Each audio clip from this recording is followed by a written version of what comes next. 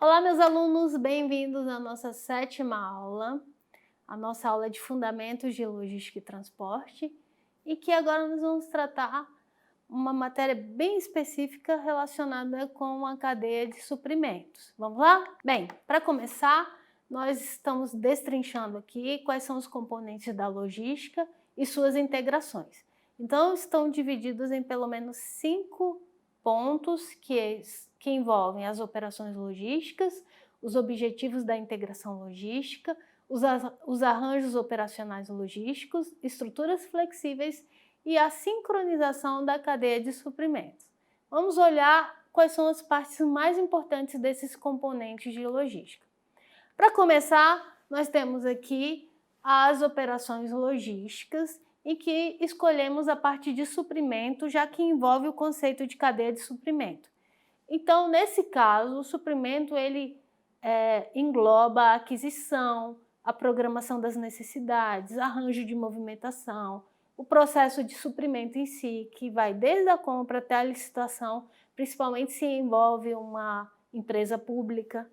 E a gente tem as atividades de apoio ao suprimento, que vai desde a obtenção de produtos e materiais de fornecedores, a própria escolha dos fornecedores, negociação, garantias de qualidade do produto, cobertura de risco, compras pelo menor custo, se é que isso pode proporcionar, essas integrações possam proporcionar essas compras por menores custos.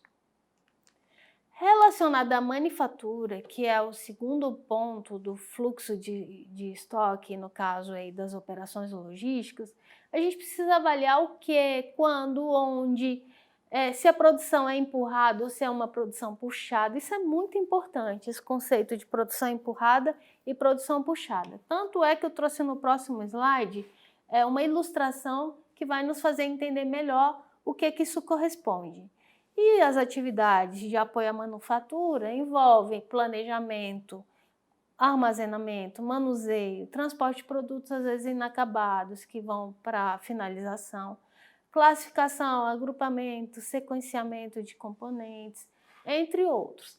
Eu não quero que vocês decorem nada disso, apenas para vocês terem conhecimento de como a logística e suas integrações, elas podem ser divididas em vários outros nichos, mostrando a complexidade de uma operação logística, ok? Mas não precisa decorar.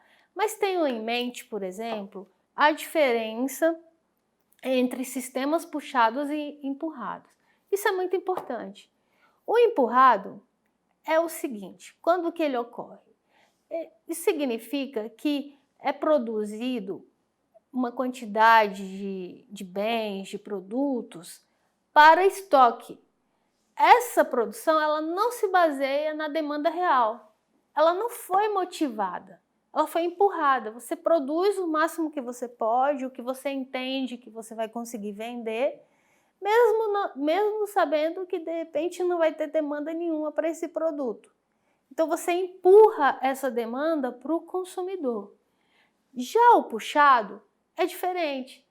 Significa que o que foi produzido foi baseado numa demanda real. Então aí a gente pode ver os dois tipos de ilustração que nos faz entender melhor o significado de uma produção empurrada e de uma produção puxada.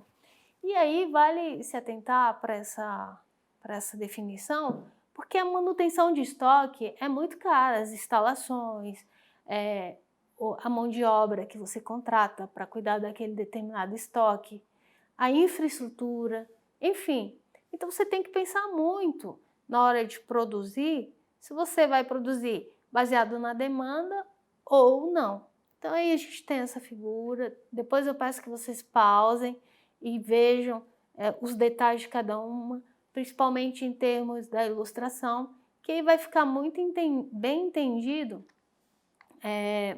a importância desses conceitos. Continuando aí, na sequência nós temos o atendimento ao cliente, isso é muito importante. Então nesse atendimento você vai observar fatores como a localização dos estoques, a disponibilidade do produto, onde estão os fabricantes, os atacadistas, os varejistas. Você também tem que fazer um esforço de marketing, principalmente quando o seu produto é empurrado.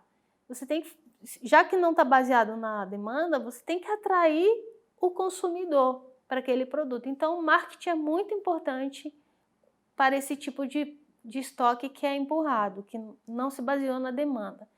Então, quais são as atividades que envolvem o apoio ao cliente? Temos aí o recebimento e processamento de pedidos, disposição de estoque, transporte, planejamento de marketing e entre outros. Dando sequência, nós temos aqui nos arranjos operacionais e logísticos a estrutura escalonada. Essa vale muito a pena a gente salientar, geralmente é objeto de avaliação, de prova. Então, na escalonada, a rede de distribuição ela conta com um ou mais armazéns centrais, com centros de distribuição em menor escala, localizados em regiões próximas ou potenciais consumidores. É conhecida como Centro de Distribuição Avançada, CDA. Então, a estrutura escalonada ela é uma estrutura mais complexa, em que temos vários atores. O fornecedor ele distribui para um armazém, aí esse armazém distribui para o fabricante, que vai agregar um determinado valor àquele produto. Aí o fabricante passa para o atacadista, o centro de distribuição. Daí, do atacadista, ele vai para o varejista e do varejista ele chega até o cliente. Então, veja que na estrutura escalonada se percorre um caminho muito longo para se chegar ao cliente. É diferente da estrutura direta, como o próprio nome diz. Ele vai do fornecedor direto ao cliente. Isso tem acontecido muito, principalmente agora com a era da informática, em que você consegue comprar direto do fornecedor. Você não precisa desse centro de distribuição que envolve outros atores e, a depender, aumenta o seu custo. E para fechar, nós temos aqui a estrutura combinada, que vai envolver as duas outras estruturas outrora mencionadas. Aí você tem o fornecedor, que ele pode fazer uma entrega direta até o seu interessado no produto. Então, às vezes, o fornecedor ele não quer passar pelo centro de distribuição industrial ou armazém, que é direto ao fabricante. Então, ele pode fazer essa entrega direta, ou direto ao varejista, então ele também pode, ou direto ao cliente. Não tem que passar por todas as etapas da cadeia de suprimentos, ok? Eu peço que vocês deem bastante atenção a essa aula, por mais que ela pareça complexa, que vocês se atentem à estrutura que nós montamos, gráfica, que auxilia muito nesses conceitos e definições. Sendo assim, eu agradeço mais uma vez, nós fizemos uma aula breve para que possa chamar a atenção de vocês, principalmente em assuntos muito complexos, e eu estou à disposição na nossa linha de comunicação, na plataforma, em que eu possa esclarecer as dúvidas através do nosso fórum. Por favor, utilize o fórum, eu fico aguardando sempre uma mensagem de vocês, para que a gente promova essa interação. Obrigada e até a próxima aula.